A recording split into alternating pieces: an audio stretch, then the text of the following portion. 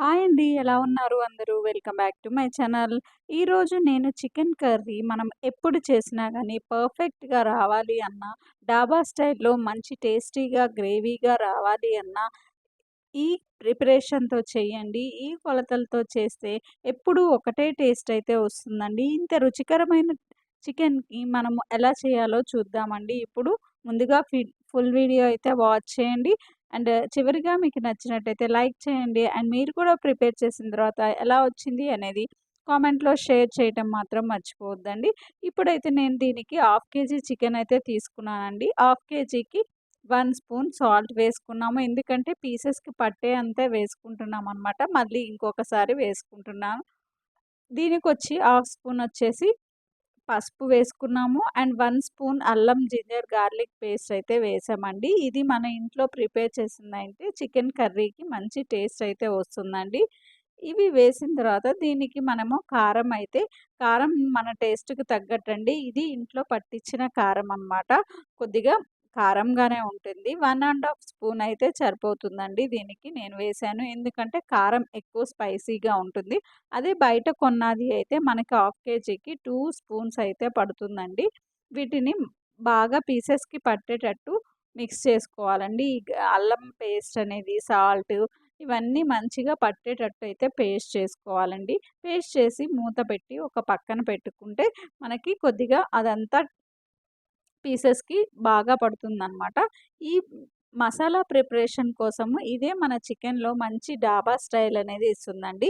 దీనికొచ్చేసి ధనియాలు, చెక్క, లవంగాలు, యాలకులు అండ్ పువ్వు వేసుకుంటున్నామండి. దీంట్లో మిరియాలు కూడా కొద్దిగా వేసుకుంటున్నాము.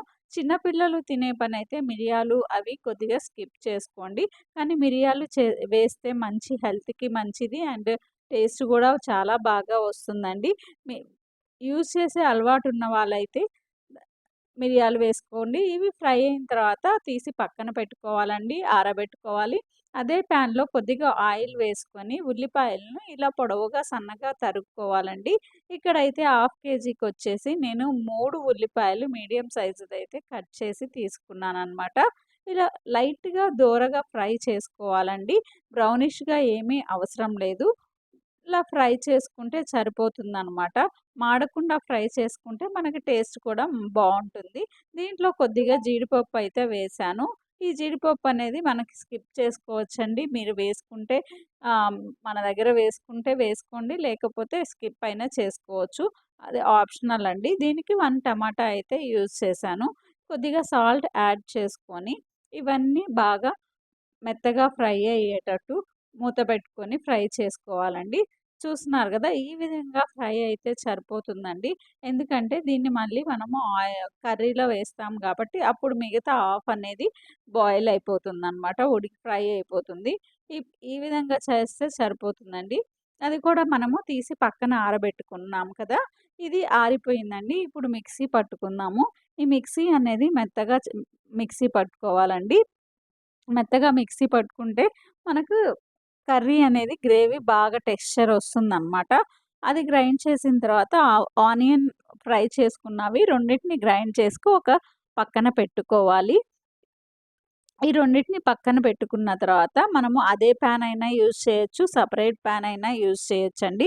ఇక్కడ నేనైతే సేమ్ పాన్ అయితే యూజ్ చేస్తున్నాను. ఆయిల్ అయితే 3 స్పూన్స్ వేస్తున్నాననమాట.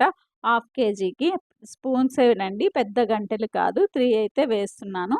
దీంట్లోకొచ్చేసి మనము బిర్యానీ ఆకు ఒకటి వేసుకోవాలండి. ఒకటి 2గా తుంపి వేసుకోవాలి. అండ్ సాజీరా కొద్దిగా వేసుకొని పచ్చిమిర్చి కూడా వేసుకొని మనం పేస్ట్ చేసిన ఆనియన్ ఉంది గదండీ! ఆనియన్, టమాటా అది వేసి ఫ్రై చేసుకోవాలండి. మీడియం ఫ్లేమ్‌లో పెట్టుకొని ఫ్రై చేసుకుంటే మనకి ఈవెన్‌గా కుక్ అవుతుందనమాట.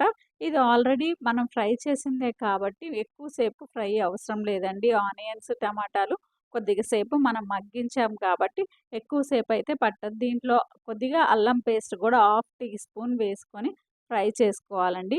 మనకు ఆయిల్ దగ్గరికి బయటికి వస్తుంది అన్నప్పుడు మనము చికెన్‌ని మసాలా పట్టించి పెట్టాం కదండీ! ఆ చికెన్‌ని వేసుకొని హై ఫ్లేమ్‌లో పెట్టి మిక్స్ చేసుకుంటూ ఉండాలి. ఒక 2-3 మినిట్స్ అనేది ఫ్రై చేసుకుంటే హై ఫ్లేమ్‌లో పెట్టి చాలా బాగా ముక్కలకి పీసెస్‌కనేది పడుతుందండి.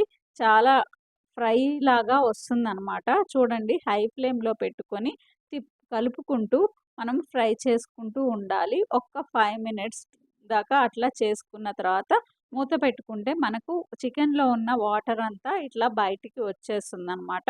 ఆ వాటర్ అంతా బయటికి వచ్చినప్పుడు మనము ధనియాల పౌడర్, మసాలా పౌడర్ ఉంది కదండీ! అది వేసుకొని కలుపుకోవాలి.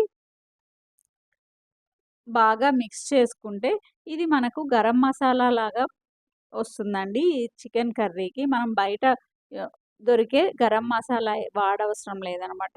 ఈ పౌడరే మనకు చికెన్‌కి మంచి గ్రేవొస్తుంది.